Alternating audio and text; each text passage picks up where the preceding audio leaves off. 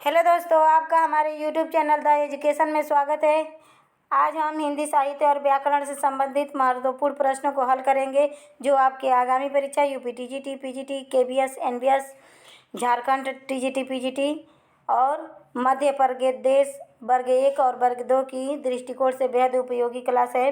तो चलिए प्रश्नों की शुरुआत करते हैं। अगर चैनल पर पहली बार विजिट किए हैं तो हमारे चैनल को लाइक कीजिए, अपने दोस्तों में शेयर कीजिए और चैनल को सब्सक्राइब कीजिए। तो चलिए पहला प्रश्न है, जगत सच्चाई सार दार्शनिक रचना। यह एक दार्शनिक रचना है। यह किस कवि द्वारा रचित है? किसने इस दार्शनिक रचना को लिखा है? लक्ष्मीकांत वर्मा ने, कि श्रीधर पाठक ने, कि रामविलास शर्मा ने, कि इनमें से कोई नहीं? तो जगत सच्चाई सार नामक दार्शनिक रचना के लेखक हैं श्रीधर पाठक। ऑप्शन नंबर ख राइट आंसर। क्वेश्चन नंबर दूसरा है, हमें प्रयोगवादी कहना उतना ही सार्थक या निरर्थक है जितना कवितावादी कहना। यह किसका कथन है? किसने कहा है कि हमें प्रयोगवादी कहना उतना ही सार्थक या निरर्थक है जितना कि कवितावादी कहना? यह रामधारी सिंह दिनकर ने कहा है अपने बारे में, कि सौमित्र मोहन ने कहा है, कि रामविलास शर्मा ने कहा है, कि अज्ञेय जी ने कहा है? तो प्रयोगवाद के प्रवर्तक कौन है? तो यह अज्ञेय जी है। प्रयोगवाद के प्रवर्तक की कौन है? तो अज्ञेय जी हैं। तो अज्ञेय जी द्वारा यह पंक्ति कहा गया है कि हमें प्रयोगवादी कहना उतना ही सार्थक या निरर्थक है जितना कि कवितावादी कहना। यह अज्ञेय का कथन है।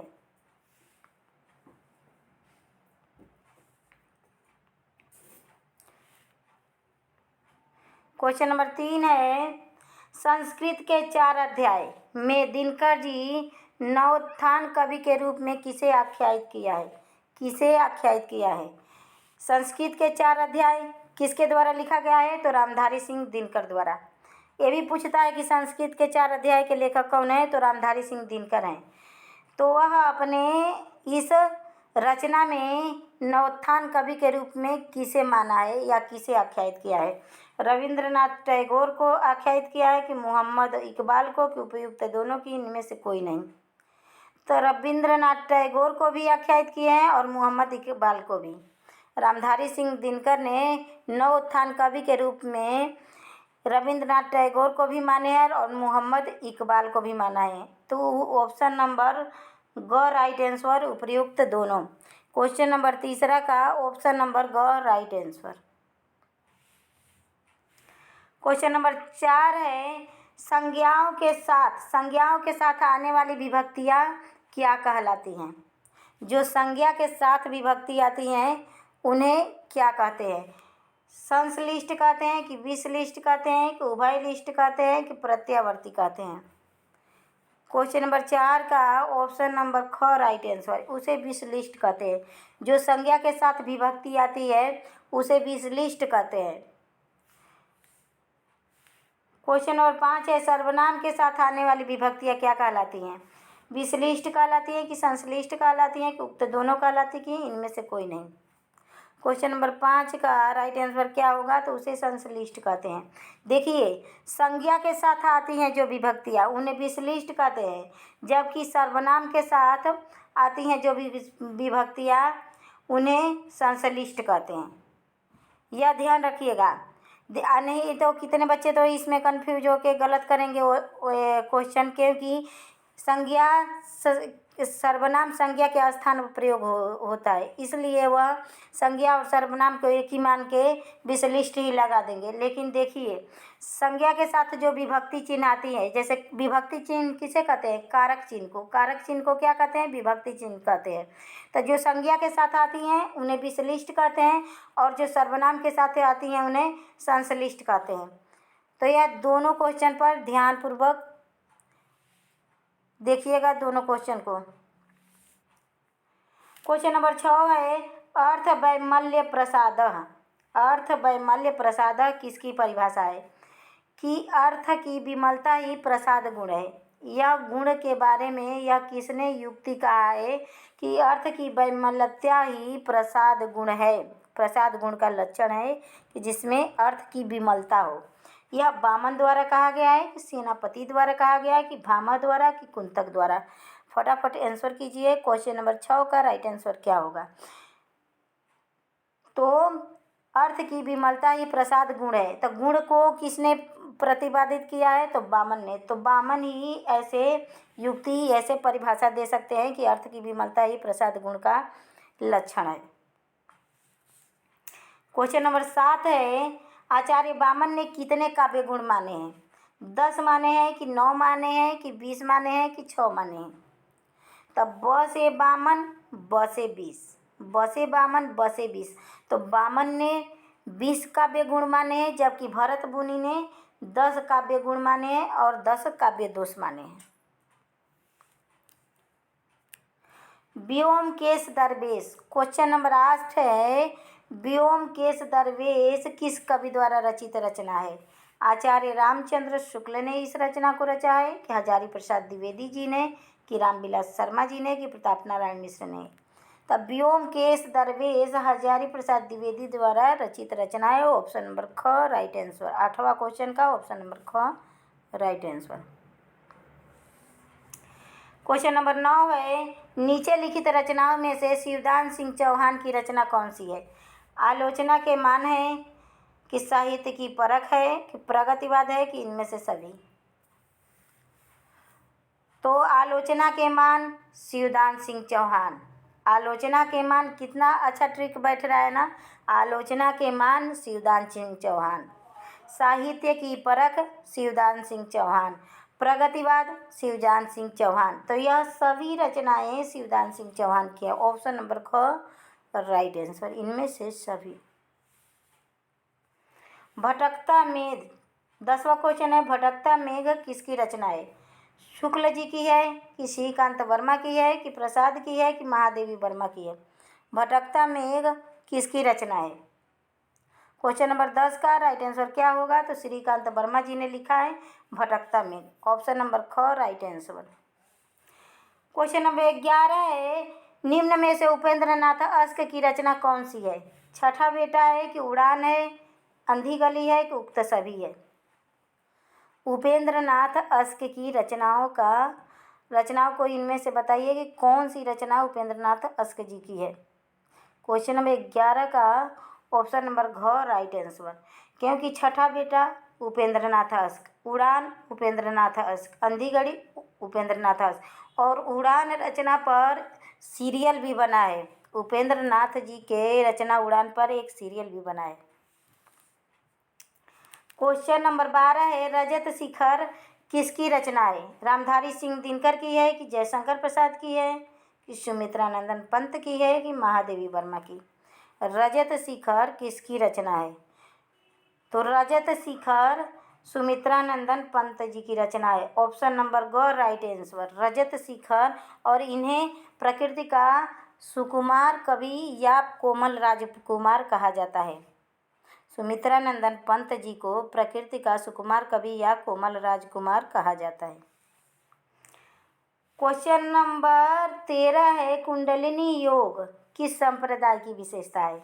शैव संप्रदाय की विशेषता है, कि नाथ संप्रदाय की, कि अवधूत संप्रदाय की, निम्बार्क संप्रदाय की? किस संप्रदाय की विशेषता है कुंडलिनी योग?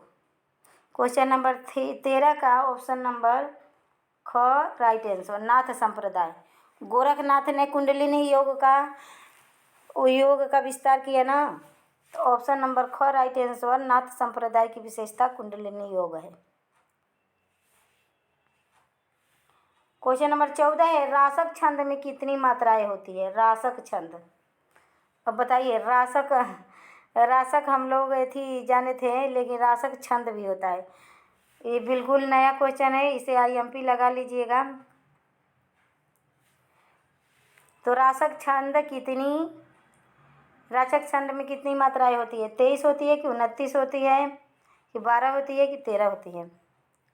तो क्वेश्चन नंबर 14 का ऑप्शन नंबर ख राइट आंसर, 29 मात्राएं होती है रासक छंद में। रहीमन पुतरी श्याम मनहु जलज मधुकर लसे, पंक्ति में अलंकार है, उपमा है, कि उत्प्रेक्षा है, कि यमक है, कि व्यतिरेक है? इस पंक्ति में अलंकार पूछा है। रहीमन पुत्री श्याम मनहु जलज मधुकर लसे, तब मनहु मानव जनहु जानो, मनहु आ गया है ना, तो जहाँ पे मनहु मानो जनहु जानो रहता है उस पंक्ति में उत्प्रेक्षा अलंकार होता है। ऑप्शन नंबर ख राइट आंसर। इसका ट्रिक यही है कि मनहु मानो जनो जानो, जिस पंक्ति में दिखाई दे दे मानो जानो। क्वेश्चन नंबर 16 है, रक्त चंदन किस कवि द्वारा रचित रचना है? दिनकर जी ने लिखा है कि जैनेन्द्र जी ने कि नरेंद्र शर्मा जी ने कि प्रसाद जी ने? क्वेश्चन नंबर 16 का राइट आंसर क्या होगा? तो नरेंद्र शर्मा द्वारा रचित रचना है रक्त चंदन। रक्त चंदन नरेंद्र शर्मा। क्वेश्चन नंबर 17 है, रामानंद का समय सीमा क्या थी? रामानंद की समय सीमा क्या थी? किस समय में रामानंद का जन्म हुआ था? 1368 से 1468 ईस्वी तक, या 1356 से 1381 ईस्वी तक, कि 1452 से 1502 ईस्वी तक, कि 1412 से 1500 ईस्वी तक? रामानंद का समय सीमा क्या निर्धारित किया गया है? क्वेश्चन नंबर 17 का ऑप्शन नंबर क राइट आंसर। 1368 से 1468 ईस्वी तक का समय काल रामानंद का समय काल माना जाता है। क्वेश्चन नंबर 18 है, सुखमनी संप्रदाय से संबंधित कौन गुरु हैं? सिख संप्रदाय में कुल 10 गुरु हुए हैं।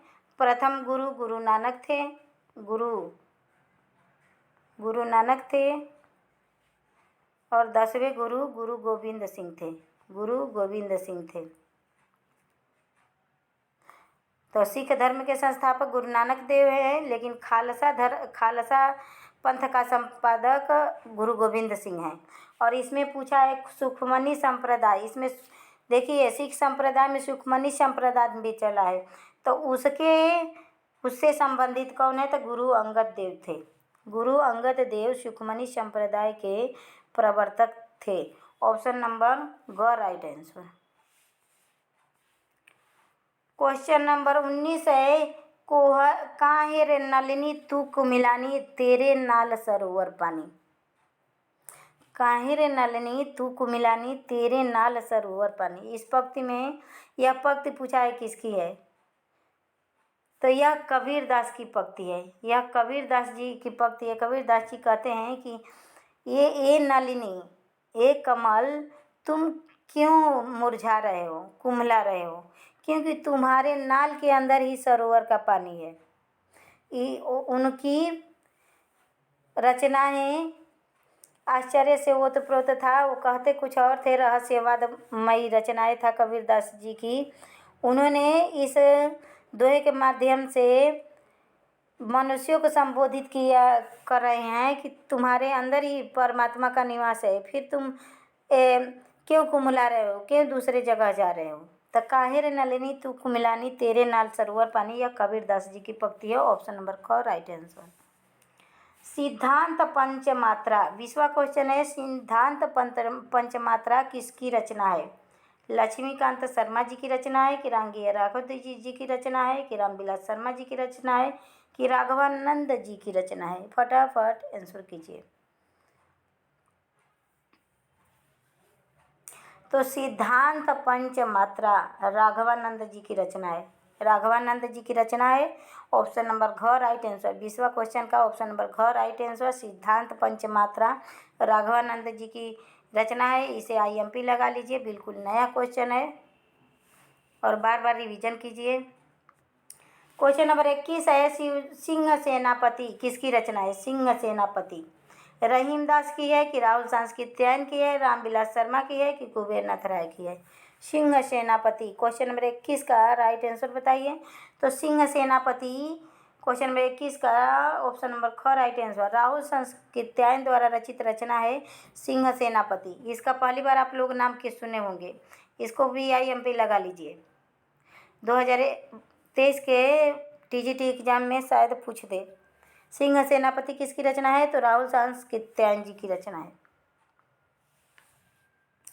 क्वेश्चन नंबर 22 है, मुर्दों का टीला किसकी रचना है? जैनेन्द्र कुमार का है कि सौमित्र सेन का है कि रांगीय राघव का है कि प्रसाद का है? 22वां क्वेश्चन है, मुर्दों का टीला। मुर्दों का टीला रांगे राघव जी की रचना है। ऑप्शन नंबर ग राइट आंसर। क्वेश्चन नंबर 23 है, पानी के प्राचीर किसकी रचना है? रांगे राघव जी के है कि सौमित्र मोहन का है, ये रामदरस मिश्र का है कि इनमें से कोई नहीं? पानी के प्राचीर किसकी रचना है? तो रामदरस मिश्र की रचना है। पानी के प्राचीर रामदरस मिश्र जी की रचना है। और यह एकदम नए क्वेश्चन है जिसकी बार बार रिवीजन कीजिए, और यह 2023 के टीजीटी पीजीटी परीक्षा में आने की संभावना है इन क्वेश्चनों का, तो ध्यानपूर्वक पढ़िएगा।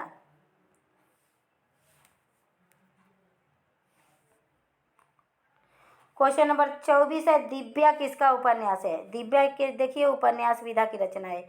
लक्ष्मीकांत शर्मा का है कि यशपाल का है कि रामविलास शर्मा का है कि नागार्जुन का है? तो दिव्या यशपाल जी की रचना है। ऑप्शन नंबर ख राइट आंसर। क्वेश्चन नंबर 25 है, बलचनमा किसका उपन्यास है? देखिए बलचनमा उपन्यास विधा की रचना है, किसका उपन्यास है? दिनकर जी का है, यशपाल का है कि रामविलास शर्मा का है कि नागार्जुन का है? तब बलचनमा रतिनाथ की काकी, यह सब नागार्जुन जी की का उपन्यास है। ऑप्शन नंबर घ राइट आंसर। क्वेश्चन नंबर 26 है, कालिदास द्वारा रचित रघुवंशम का हिंदी में अनुवाद किसने किया? लक्ष्मीकांत वर्मा ने किया कि राजा लक्ष्मण सिंह ने किया कि राजा शिव प्रसाद सिंह ने किया कि इनमें से कोई नहीं? कालिदास ने रघुवंशम लिखा था, उसका हिंदी में अनुवाद किसने किया? तो राजा लक्ष्मण सिंह ने किया। ऑप्शन नंबर ख राइट आंसर। 26वां का ऑप्शन नंबर ख। रघुवंशम में 19 सर्ग है। इसमें रघुकुल के 31 राजाओं का वर्णन मिलता है। क्वेश्चन नंबर 27 है, अष्टछाप की स्थापना कब हुई? 1565 ईस्वी में हुई कि 1556 में कि 1563 में कि 1581 में? अष्टछाप की स्थापना कब हुई? क्वेश्चन नंबर 37 का ऑप्शन नंबर क राइट आंसर। 1556 में अष्टछाप की स्थापना की, और यह अष्टछाप की स्थापना किसने की? विठल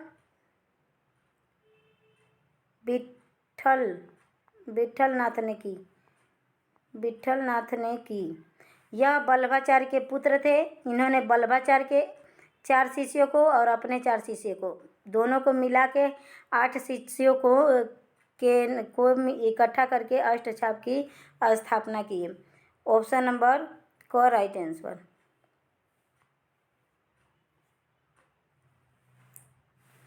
क्वेश्चन नंबर 28 है, महिषादल मेदिनी में किस कवि का जन्म हुआ? पंत का हुआ कि बच्चन का हुआ कि निराला का हुआ कि जयशंकर प्रसाद का हुआ?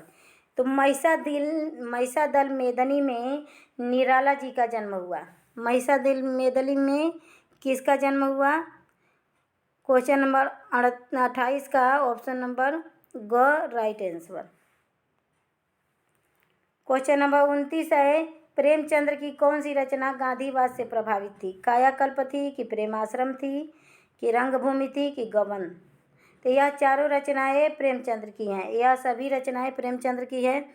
और पूछा है क्वेश्चन नंबर 29 का ऑप्शन नंबर ग राइट आंसर। क्वेश्चन नंबर 29 का ऑप्शन नंबर ग राइट आंसर। रंगभूमि गांधीवाद से प्रभावित रचना थी प्रेमचंद्र की। क्वेश्चन नंबर 30वां है, चेहरे के जंगल संवादहीन नाटक। यह संवादहीन नाटक है। इस नाटक में संवाद की प्रधानता नहीं है। तो यह नाटक किस कवि द्वारा लिखा है? आलोक शर्मा जी लिखे हैं। तो क्वेश्चन नंबर 30 है, चेहरे के जंगल संवादहीन नाटक किस कवि का है?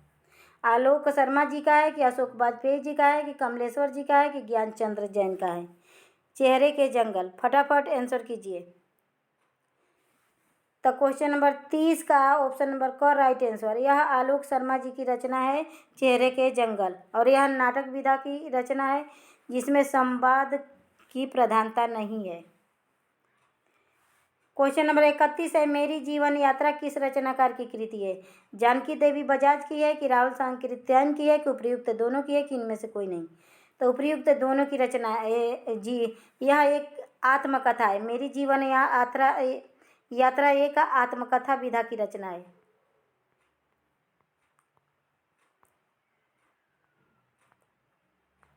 आत्मकथा विद्या की रचना है। यह जानकी देवी बजाज ने भी इसी नाम से अपनी आत्मकथा लिखा है और राहुल सांस्कृत्यायन ने भी इसी नाम से अपनी आत्मकथा लिखा है। ऑप्शन नंबर ग राइट आंसर। क्वेश्चन नंबर 32 है, देहाती दुनिया किसकी रचना है? सौमित्र मोहन की रचना है कि शिव पूजन सहाय की रचना है कि रामविलास शर्मा जी की रचना है कि प्रताप नारायण मिश्र की रचना है? तो देहाती दुनिया शिव पूजन सहाय। देहाती दुनिया किसकी रचना है? शिव पूजन सहाय की रचना है। देहाती दुनिया शिव पूजन सहाय। देहात के लोग शिव जी की पूजा ज़्यादा करते हैं, तो देहाती दुनिया शिव पूजन सहाय।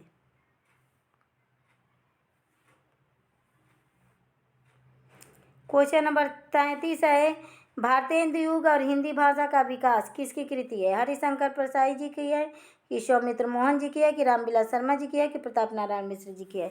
भारतेंदु युग और हिंदी नवजागरण के भारतेंदु युग और हिंदी भाषा का विकास किस रचनाकार की कृति है? क्वेश्चन नंबर 33 का राइट आंसर कीजिए कि किसकी है। तो यह रामविलास शर्मा ने लिखा है, भारतेंदु युग और हिंदी भाषा का विकास। ऑप्शन नंबर ग राइट आंसर। क्वेश्चन नंबर 33 का ऑप्शन नंबर ग राइट आंसर। क्वेश्चन नंबर 34 है, निषाद बांसुरी किस प्रकार का निबंध है? ऐतिहासिक निबंध है कि आंचलिक निबंध है कि सामाजिक निबंध है कि ललित निबंध है? क्वेश्चन नंबर 34 का ऑप्शन नंबर घ राइट आंसर है। यह ललित निबंध है। निषाद बांसुरी एक ललित निबंध है। क्वेश्चन नंबर 35 है, पाल गोमरा का स्कूटर किसकी रचना है? पाल गोमरा का स्कूटर किसकी रचना है? लक्ष्मीकांत शर्मा की रचना है कि उदय प्रकाश की है कि रामधारी सिंह दिनकर की है कि प्रताप नारायण मिश्र की? तो पाल गोमरा के स्कूटर का उदय हो गया। पाल गोमरा के स्कूटर का क्या हो गया? उदय हो गया। तो यह उदय प्रकाश जी की रचना है, पाल गोमरा का स्कूटर। क्वेश्चन नंबर 36 है, नीचे लिखित रचनाओं में से नागार्जुन की रचना कौन सी है? बलचनमा है कि वरुण के बेटे है कि भूल गलती है कि उक्त दोनों है? तो नागार्जुन की रचनाएं, यह तीनों रचनाएं नागार्जुन की है। ऑप्शन नंबर घ राइट आंसर। क्वेश्चन नंबर 36 का ऑप्शन नंबर घ राइट आंसर। बलचनमा नागार्जुन, वरुण के बेटे नागार्जुन, भूल गलती नागार्जुन। और यह भूल गलती गजानन माधव मुक्तिबोध जी की भी रचना है। इतना समझ लीजिएगा कि भूल गलती गजानन माधव मुक्तिबोध जी की भी रचना है।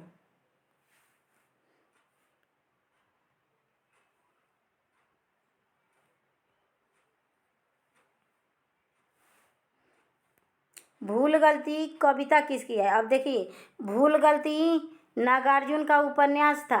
नागार्जुन ने उपन्यास लिखा था भूल गलती।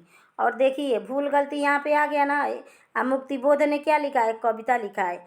तो भूल गलती कविता किसकी है? मुक्तिबोध की है। भूल गलती उपन्यास किसका है? तो नागार्जुन जी का है। ध्यान रखिएगा।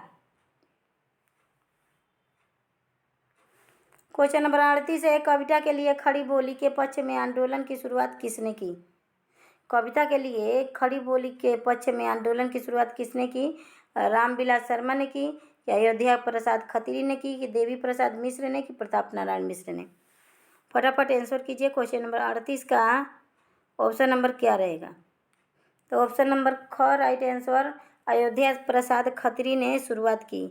कविता के लिए खड़ी बोली के पक्ष में आंदोलन की शुरुआत अयोध्या प्रसाद खत्री ने की। क्वेश्चन नंबर 38 का ऑप्शन नंबर ख राइट आंसर। क्वेश्चन नंबर 39 है, काव्य हेतु का क्या अर्थ है? काव्य की उत्पत्ति के कारण, कि काव्य को सुख देने वाले, या काव्य को नया रूप देने वाले, कि पुरुषार्थ प्रदान करने वाले? तो काव्य हेतु का अर्थ है काव्य की उत्पत्ति के कारण। काव्य की उत्पत्ति का कारण। हेतु माने क्या होता है? कारण होता है। हेतु मीन्स क्या होता है? कारण होता है। तो काव्य की उत्पत्ति कैसे हुई, उसी के कारण को काव्य हेतु कहा जाता है।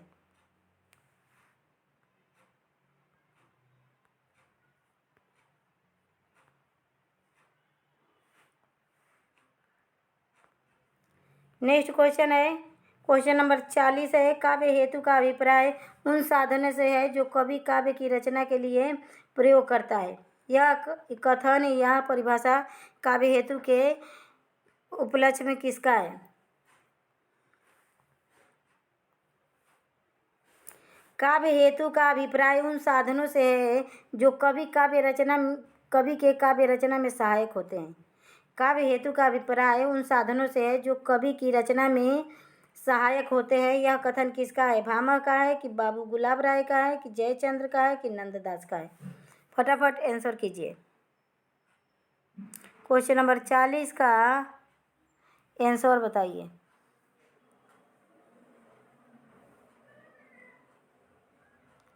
तो क्वेश्चन नंबर 40 का ऑप्शन नंबर ख राइट आंसर बाबू गुलाब राय का है। यह परिभाषा काव्य हेतु के उपलक्ष्य में यह परिभाषा बाबू गुलाब राय ने दिया है। क्वेश्चन नंबर 41 है काव्यालंक सूत्रवृत्ति किस कवि द्वारा रचित है? काव्यालंकार सूत्रवृत्ति किस कवि द्वारा रचित है? भामह द्वारा कि दंडी द्वारा कि राजशेखर द्वारा कि वामन द्वारा?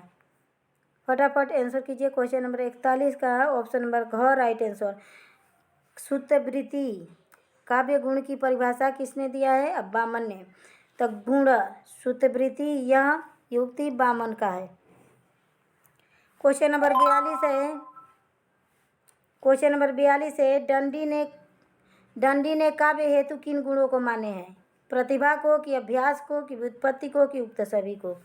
दंडी द्वारा काव्य गुण किसको माना गया है?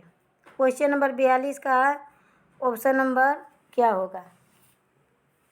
तो ऑप्शन नंबर घ राइट आंसर। दंडी ने काव्य हेतु प्रतिभा को भी माना है, अभ्यास को भी माना है, व्युत्पत्ति को भी माना है, उक्त सभी।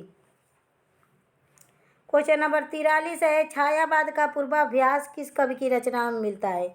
जयशंकर प्रसाद की रचना में मिलता है, मुकुटधर पांडे की रचना में मिलता है कि रामविलास शर्मा की कि निराला जी की? तो क्वेश्चन नंबर 43 का ऑप्शन नंबर ख राइट आंसर छायावाद का पूर्वाभ्यास मुकुटधर पांडे की रचनाओं में मिलता है। क्वेश्चन नंबर 44 है प्रलय सृजन किस कवि द्वारा रचित रचना है? प्रलय सृजन महादेवी वर्मा ने रचा है कि शिवमंगल सिंह सुमन ने कि रामविलास शर्मा ने कि प्रताप नारायण मिश्र ने? प्रलय सृजन किस कवि द्वारा रचित रचना है? क्वेश्चन नंबर 44 का ऑप्शन नंबर ख राइट आंसर प्रलय सृजन शिवमंगल सिंह सुमन का रचना है। क्वेश्चन नंबर 45 है किस रचना के सर्गों को प्रभाव कहा गया है? देखिए, किसी रचना को खंड कहा जाता है, किसी रचना को अध्याय कहा जाता है, किसी रचना को सर्ग कहा जाता है, लेकिन इसमें प्रभाव पूछा है। प्रिय प्रवास को की रचनाओं में के खंडों को प्रभाव कहा गया है कि कवि प्रिया के कि रसिक प्रिया के कि काबायनी के? फटाफट आंसर कीजिए। क्वेश्चन नंबर 45 का राइट आंसर ख होगा। कवि प्रिया रचना में खंडों को क्या कहा गया है? प्रभाव कहा गया है, जबकि कामायनी में खंड का सर्ग कहा गया है। कामायनी की अध्यायों को क्या कहा गया है? सर्ग कहा गया है, सर्गों नहीं सर्ग कहा गया है। क्वेश्चन नंबर 46 है दशरथ विलाप और फूलों का गुच्छा किसकी रचना है? भारतेंदु हरिश्चंद्र का है कि जयशंकर प्रसाद का है कि हरबंस राय बच्चन का है कि ऋषभ चरण जैन का है? तो दशरथ विलाप और फूलों का गुच्छा भारतेंदु हरिश्चंद्र की रचना है। क्वेश्चन नंबर 47 है वर्तमान किसान आंदोलन का रंग प्रधान रचना कौन सा है? वर्तमान किसान आंदोलन का रंग प्रधान रचना कौन सा है? रंग में भंग है कि अनग है कि यशोधरा है कि द्वापर है? क्वेश्चन नंबर 47 का राइट आंसर क्या होगा? तो अनग है, और यह सारी रचनाएं मैथिली शरण गुप्त की है। मैथिली शरण यह गुप्त जी की रचनाएं हैं। मैथिली शरण गुप्त जी की रचनाएं यह चारों हैं, और अनग में किसान आंदोलन का रंग प्रधान रचना है यह। क्वेश्चन नंबर 48 है छत्रसाल बुंदेल ने किस पालकी को कंधा दिया? छत्रसाल बुंदेल ने किसकी पालकी को कंधा के दिया? भूषण की कि रुद्रनाथ की? यह रुद्रनाथ है। रुद्रनाथ की कि हरिदास की कि इनमें से कोई नहीं? तब भूषण की पालकी को छत्रसाल बुंदेला ने कंधा दिया। ऑप्शन नंबर क राइट आंसर है। इस क्वेश्चन को IMP लगा लीजिए। क्वेश्चन नंबर 49 है, चुभते चौपते और चोखे चौपते किसकी रचना है? मैथिली शरण गुप्त जी की रचना है कि हरिऔध जी की कि रामविलास शर्मा जी की कि रामधारी सिंह दिनकर जी की? चुभते चौपते और चोखे चौपते किसकी रचना है? तो यह अयोध्या सिंह उपाध्याय हरिऔध जी की रचना है, चुभते चौपते और चोखे चौपते। क्वेश्चन नंबर 50 है, लोकोक्तियों और मुहावरों को सीधे सड़क से उठाकर नाट्य बिंब में स्थापित करने का श्रेय किसे दिया जाता है? लोकोक्तियों और मुहावरों को सीधे सड़क से उठाकर नाट्य बिंब में स्थापित कर दिया। यह कथन किसने कहा है कि लोकोक्ति और मुहावरों को सीधे सड़क से उठाकर नाट्य बिंब में स्थापित कर दिया? शुक्ल जी ने कहा है कि नगेंद्र जी ने कि डॉक्टर बच्चन सिंह ने कि इनमें से कोई नहीं? क्वेश्चन नंबर 50 का राइट आंसर क्या होगा? तो ऑप्शन नंबर ग राइट आंसर। बच्चन सिंह ने अपने हिंदी साहित्य का दूसरा इतिहास, इनके साहित्य इतिहास ग्रंथ का क्या नाम है? हिंदी साहित्य का दूसरा इतिहास। उसमें कहे हैं इतिहास, उसमें लिखे हैं कि लोकोक्ति और मुहावरों को सीधे सड़क से उठाकर नाट्य बिंब में स्थापित कर दिया गया। यह कथन डॉक्टर बच्चन सिंह का है। तो आज के हमारे प्रैक्टिस सेट का यह लास्ट क्वेश्चन था। कल फिर नए क्वेश्चनों के साथ हाजिर होंगे। तब तक के लिए धन्यवाद दोस्तों।